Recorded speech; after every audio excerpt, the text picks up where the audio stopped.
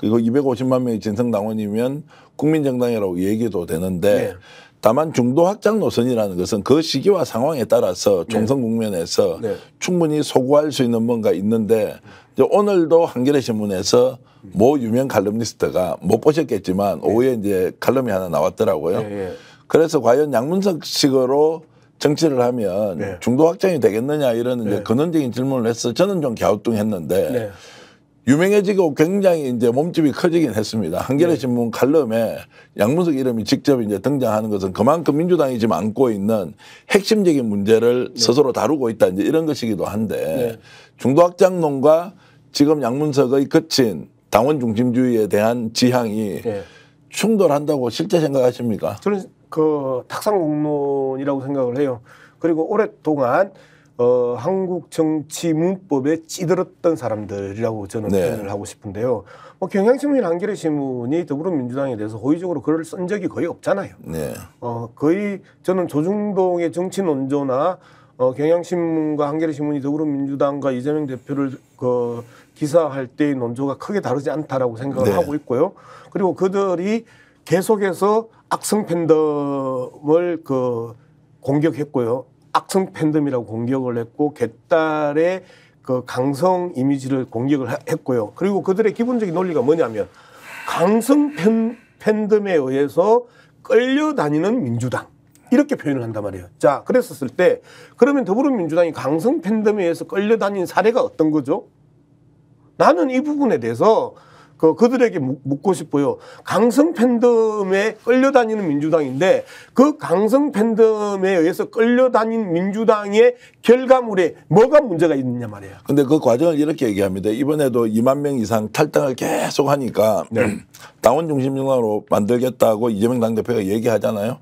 요거를 이제 개딸한테 딸려가는 당대표다. 이렇게 이제 연결지어서 얘기를 하는 거예요. 그러니까요. 자, 그들에게 묻고 싶은 게 당신이 당비를 내고 당신이 더불어민주당에 요구하는 내용은 건강한 요구고 그리고 많은 사람들이 집단지성을 통해서 수십만 수백만이 하는 행위는 악성 팬덤이냐? 이 문제잖아요. 예를 들면 이재명 대표의 탄원서에 거의 100만에 가까운 탄원서에 서명을 합니다. 아주 짧은 시간. 그들이 언론이 이야기했던 한겨레나 경향, 조중동 빼고 경향이나 한겨레가 이야기했던 강성 팬덤이고 악성 팬덤이었단 말이에요. 그 100만 명이 한꺼번에 졸지에 악성 팬덤이 돼버린 거예요. 그리고 그들을 향해서 또다시 한겨레가 비판하는 거예요. 양문석을 빗대서. 자, 이랬었을 때 그들 100만을 향해서 너희들은 개딸이야. 너희들은 악성 팬덤이야. 그래서 개딸과 악성 팬덤을 손절하지 않으면 더불어민주당의 미래는 없어. 이런 식으로 공격해 왔어요.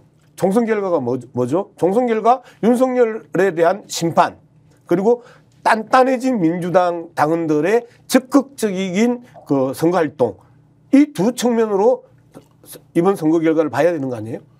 솔직한 그 표현 안에 저는 진실이 다 담겨 있다고 생각하는데요. 100만 명이 어떻게 개딸이 되고 팬덤이 됩니까? 100만 명이. 10,000명이면 개딸이고 팬덤이 될 수 있지만 100만 명 정도가 나서는 그 민심을 제가 87년 6월 항쟁 때 거리에 나가서 그렇죠. 봤을 때 그때 거리 나와서 진짜 데모한 사람 몇 명입니까? 그때도 5천만 국민 중에 몇 명이 나와서 했겠습니까? 한 500만 명 될까요? 제가 통계를 보니까 한 600만 명 정도가 이제 나왔다는 연인은. 네. 그리고 우리가 한 번이라도 2016년, 17년 박근혜 탄핵 국면에서 5천만 국민 중에 몇 명이 거리로 나왔습니까? 그러면 뭐 500만 명, 아니 연인원이 1,000만 명이다 하면 똑같은 사람 빼고 나면 저 같은 사람 10번 더 넘게 갔으니까 실제로 나온 사람은 한 200~300만 명 정도 보면은 그것이 민심이다.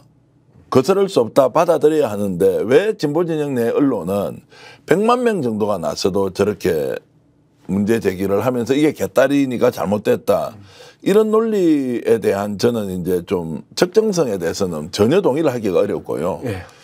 그리고 이번에 이제 개딸 논쟁과 관련해서도 개딸이면 민주당 탈당합니까? 개딸이면 끝까지 남아서 이재명을 지지를 하겠죠.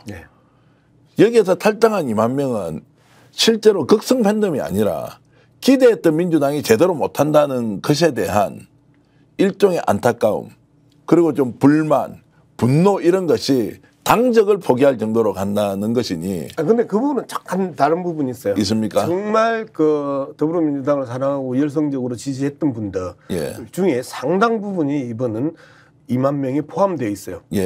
제가 현장에 가서 아스팔트에 가서 그 확인한 부분만 해도 그 여러분이 오셔서 양문석 박사 저 이번에 탈당했습니다.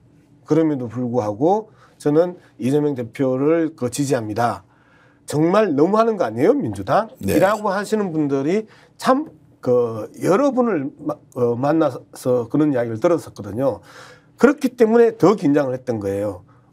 이게 정말 민주당을 지켜왔던 수십 년 된 그 민주당은 그리고 최근에 윤석열 정부 들어와가지고 윤석열 정부를 강하게 비판하고 민주당의 이재명을 지지했던 이러한 그 당원들이 상당 부분 그 속에 포함이 되어 있었다라는 부분에 대해서 저희들은 긴장을 했고 이 부분을 꺼내야 되겠다라고 생각을 했고 그 끊는 방법이 이재명 대표는 당원 중심 정당을 이제 던졌던 것이고 저는 훨씬 더 많은 그 권한을 가진 당원들의 그 역할이 필요하다라고 하면서 당원 국회의원 50을 그 국회직에 참가시켜야 된다라고 이제 던졌던 거고요.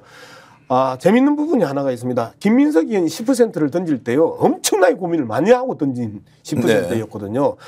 김민석 의원이 우리 당의 대표적인 전략통이잖아요. 전략통인데 지금 이 시점, 탈당 러시가 일어나는 이 시점을 놓고 어떻게 이 문제를 풀 것인지에 대해서 엄청나게 고민을 했고 시대적 상황과 변화 속에서 지금 당원의 역할과 권한은 어느 정도까지가 가능할까. 그리고 만약에 이걸 던졌었을 때 기존에 현재 당선된 국회의원들의 반발이 어느 정도 튀어나올까 이런 부분들에 대해서 고민하고 그다음에 앞서 말씀하셨던 한겨레나 경향 같은 신문들이 또 여기에 대해서 어떻게 비평할까 이런 것까지 종합적으로 고려했던 고민이 사선 의원 김민석 의원의 10% 국회직에 대한 당원의 권리 비중을 던졌단 말이에요.